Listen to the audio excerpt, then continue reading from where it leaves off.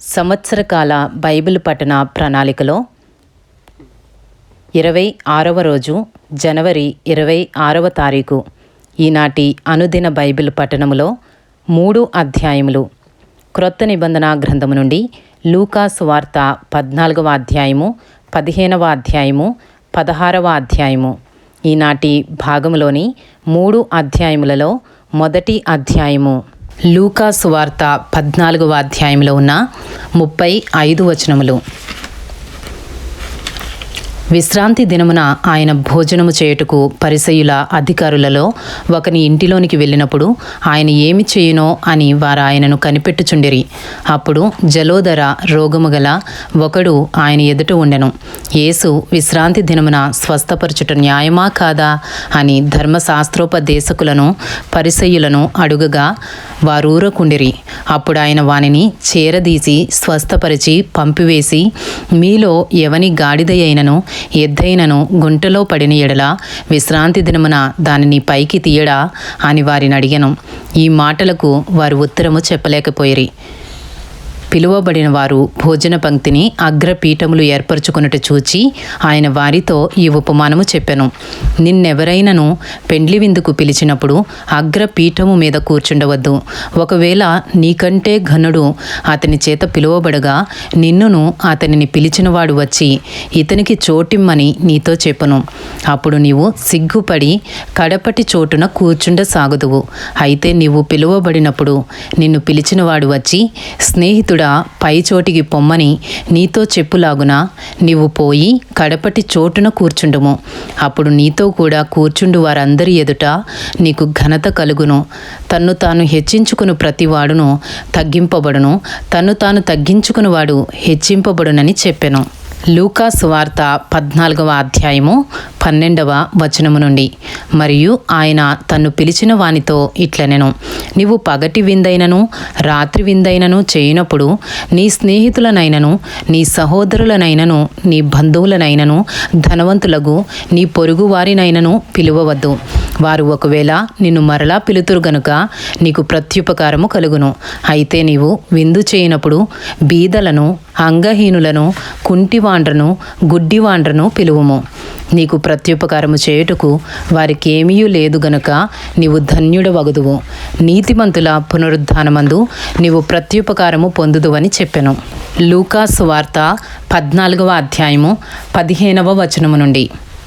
ఆయనతో కూడా భోజన పంక్తిని కూర్చుండిన వారిలో ఒకడు ఈ మాటలు విని, దేవుని రాజ్యములో భోజనము చేయువాడు ధన్యుడని ఆయనతో చెప్పగా ఆయన అతనితో ఇట్లనెను, ఒక మనుష్యుడు గొప్ప విందు చేయించి అనేకులను పిలిచెను.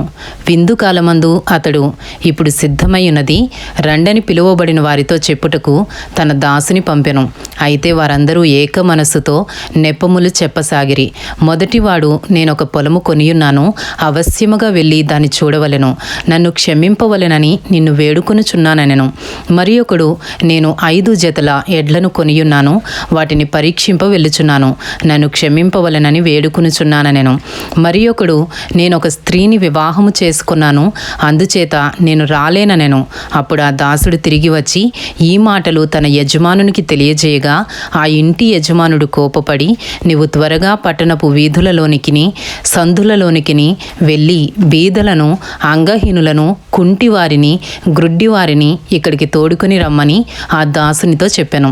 అంతట దాసుడు, ప్రభువా, నీవు ఆజ్ఞాపించినట్టు చేసి తిని గాని ఇంకనూ చోటున్నదని చెప్పెను. అందుకు యజమానుడు, నా ఇల్లు నిండునట్లు నీవు రాజమార్గములలోనికిని కంచెలలోనికిని వెళ్ళి లోపలికి వచ్చుటకు అక్కడి వారిని బలవంతము చేయుము. ఏలయనగా పిలువబడిన ఆ మనుషులలో ఒకడును నా విందు రుచి చూడడని మీతో చెప్పుచున్నానెను. లూకా సువార్త 14వ అధ్యాయము 25వ వచనము నుండి. బహు జనసమూహములు ఆయనతో కూడా వెళ్ళుచున్నప్పుడు ఆయన వారి తట్టు తిరిగి, ఎవడైనను నా యొద్దకు వచ్చి తన తండ్రిని, తల్లిని, భార్యను, పిల్లలను, అన్నదమ్ములను, అక్క చెల్లెండ్రను, తన ప్రాణమును సహా ద్వేషింపుకుంటే వాడు నా శిష్యుడు కానేరడు. మరియు ఎవడైనను తన సిలువను మోసుకుని నన్ను వెంబడింపని ఎడల వాడు నా శిష్యుడు కానేరడు. మీలో ఎవడైనను ఒక గోపురము కట్టింపగోరిన ఎడల దానిని కొనసాగి అనుభవించుటకు కావలసినది తన యొద్ద ఉన్నదో లేదో అని కూర్చుండి తగులబడి మొదట లెక్క చూచుకొనడా? చూచుకొనని ఎడల అతడు దాని పునాది వేసి ఒకవేళ దానిని కొనసాగింపలేకపోయినందున చూచువారందరూ ఈ మనుషుడు కట్ట మొదలు పెట్టెను గాని కొనసాగింపలేకపోయినని అతని చూచి ఎగతాళి చేయసాగుదురు. మరియు ఏ రాజైనను మరి ఒక రాజుతో యుద్ధము చేయబోనప్పుడు తన మీదకి 20,000 మందితో వచ్చువానిని 10,000 మందితో ఎదిరింప శక్తి తనకు కలదో లేదో అని కూర్చుండి మొదట ఆలోచింపడా? శక్తి లేని ఎడల అతడింకనూ దూరముగా ఉన్నప్పుడే రాయబారము పంపి సమాధానము చేయచూచును కదా. ఆ ప్రకారమే మీలో తనకు కలిగినదంతయు విడిచిపెట్టనివాడు నా శిష్యుడు కానేరడు. ఉప్పు మంచిదే గాని ఉప్పు నిస్సారమైతే దేని వలన దానికి సారము కలుగును? అది భూమికైనను ఎరువుకైనను పనికిరాదు గనుక దానిని బయట పారవేయుదురు. వినుటకు చెవులు గలవాడు వినుగాక అని వారితో చెప్పెను. ఇంతటితో లూకా సువార్త 14వ అధ్యాయంలో ఉన్న 35 వచనములు పూర్తి చేయబడినవి. ఈనాటి భాగంలోని 3 అధ్యాయములలో 2వ అధ్యాయము లూకా సువార్త 15వ అధ్యాయంలో ఉన్న 32 వచనములు.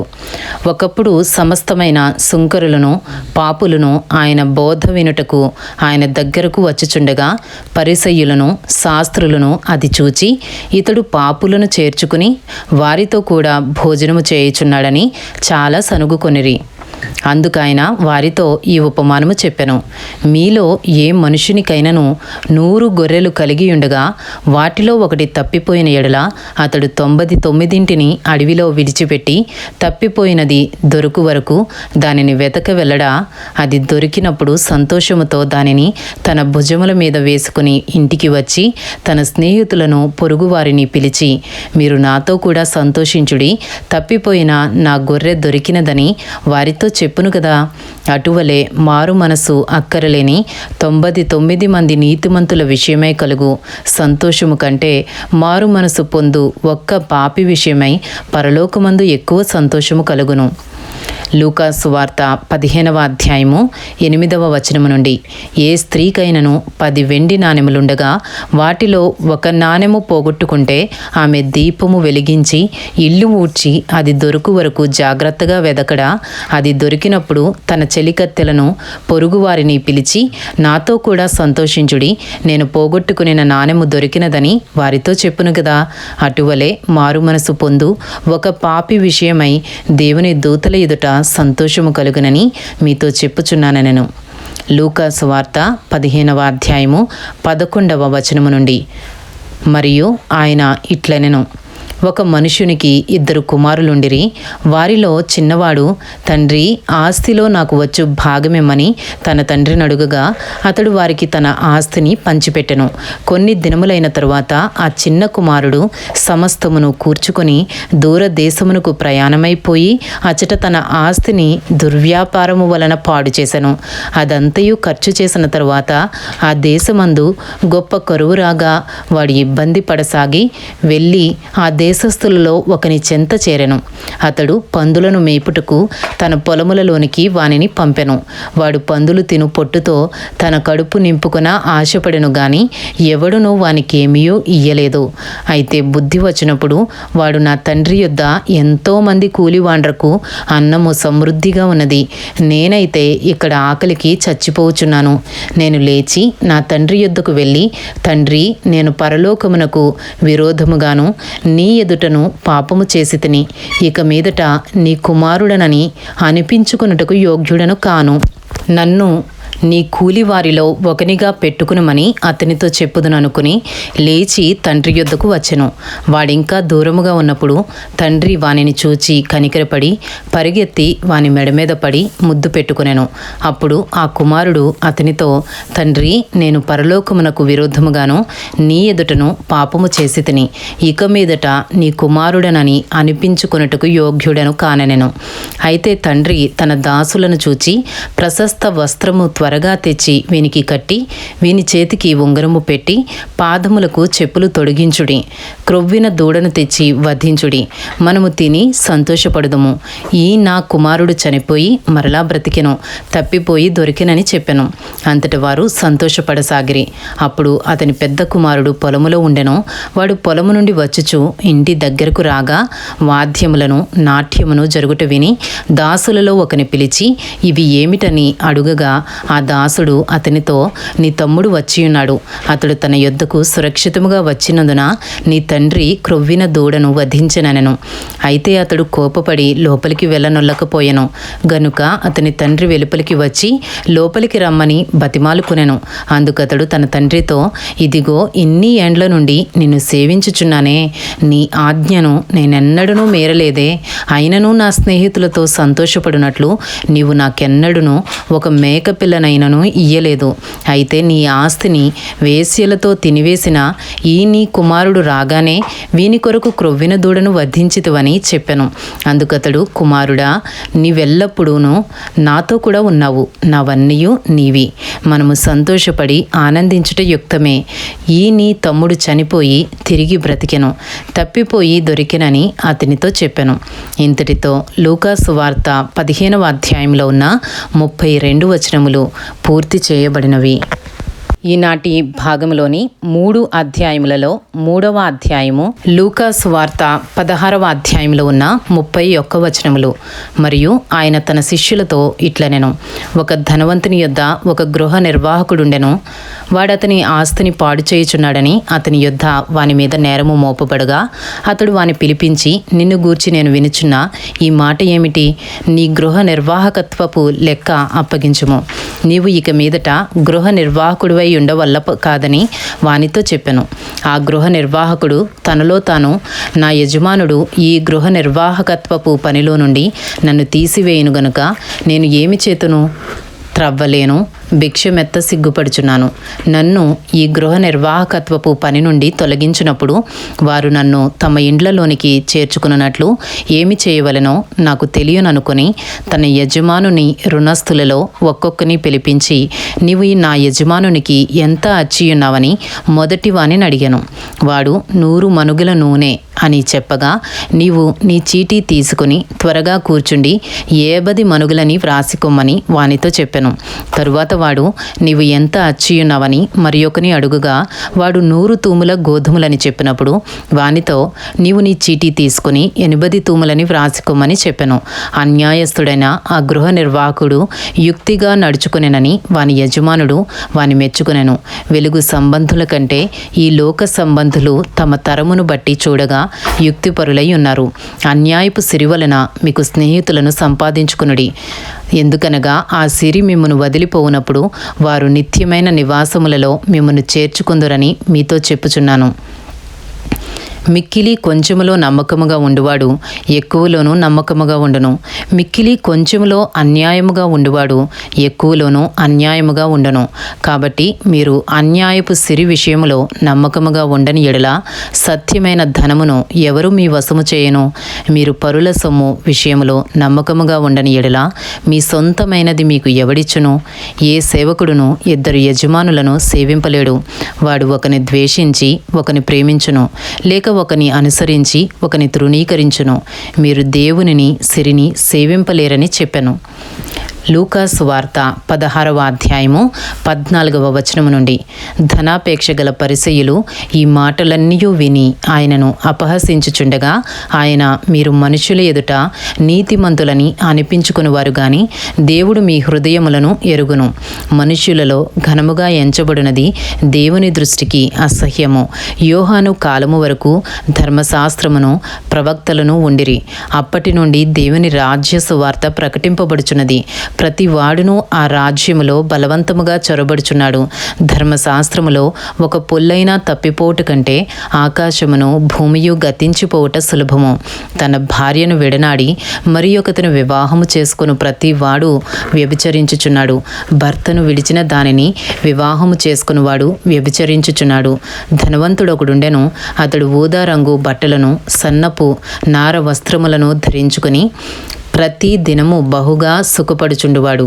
లాజరు అను ఒక దరిద్రుడుండెను. వాడు కురుపులతో నిండినవాడై ధనవంతుని ఇంటి వాకిట పడియుండి అతని బల్ల మీద నుండి పడు రొట్టె ముక్కలతో ఆకలి తీర్చుకొనగోరెను. అంతేకాక కుక్కలు వచ్చి వాని కురుపులు నాకెను. ఆ దరిద్రుడు చనిపోయి దేవదూతల చేత అబ్రాహాము రొమ్మున ఆనుకొనుటకు కొనిపోబడెను. ధనవంతుడు కూడా చనిపోయి పాతిపెట్టబడెను. అప్పుడతడు పాతాళములో బాధపడుచు కన్నులెత్తి దూరము నుండి అబ్రాహామును అతని రొమ్మున ఆనుకునియున్న లాజరును చూచి, తండ్రివైన అబ్రాహామా, నాయందు కనికరపడి తన వ్రేలి కొనను నీళ్లలో ముంచి నా నాలుకను చల్లార్చుటకు లాజరును పంపుము. నేను ఈ అగ్ని జ్వాలలో యాతన పడుచున్నానని కేకలు వేసి చెప్పెను. అందుకు అబ్రాహాము, కుమారుడా, నీవు నీ జీవితకాలమందు నీకిష్టమైనట్టు సుఖము అనుభవించితివి. అలాగుననే లాజరు కష్టము అనుభవించనని జ్ఞాపకము చేసుకునుము. ఇప్పుడైతే వాడు ఇక్కడ నెమ్మది పొందుచున్నాడు, నీవు యాతన పడుచున్నావు.